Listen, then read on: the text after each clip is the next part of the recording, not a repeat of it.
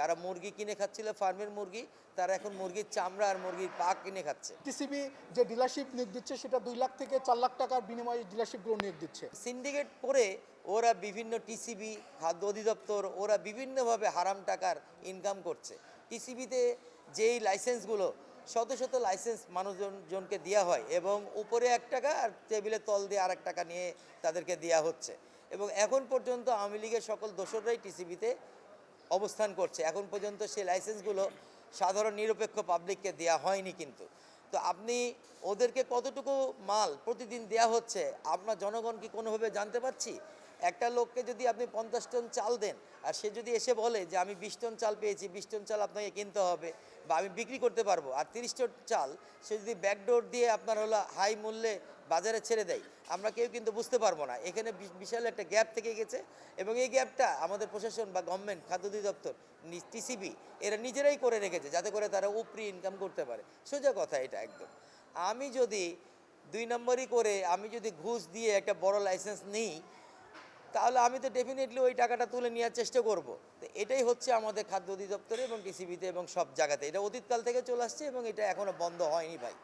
আর এই জন্যই আমাদের যে ভোক্তারা আছে, সাধারণ ভোক্তা, আমরা নিম্ন মধ্যবিত্ত এবং মধ্যবিত্ত যে মানুষগুলো আছি, আমরা সবাই কিন্তু ভুগেই যাচ্ছি।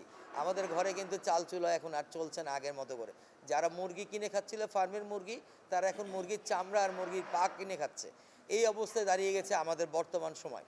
টিসিবি এবং খাদ্য অধিদপ্তর এদের সমন্বয়হীনতার কারণে আজকে ঢাকাসহ বাংলাদেশে যারা সাধারণ ভোক্তা আছে, যারা এই পণ্যের সঙ্গে সম্পৃক্ততা তারা এই পণ্য ঠিকমতো পাচ্ছে না। টিসিবি যে ডিলারশিপ নিয়োগ দিচ্ছে সেটা 2 লাখ থেকে 4 লাখ টাকার বিনিময়ে ডিলারশিপগুলো নিয়োগ দিচ্ছে।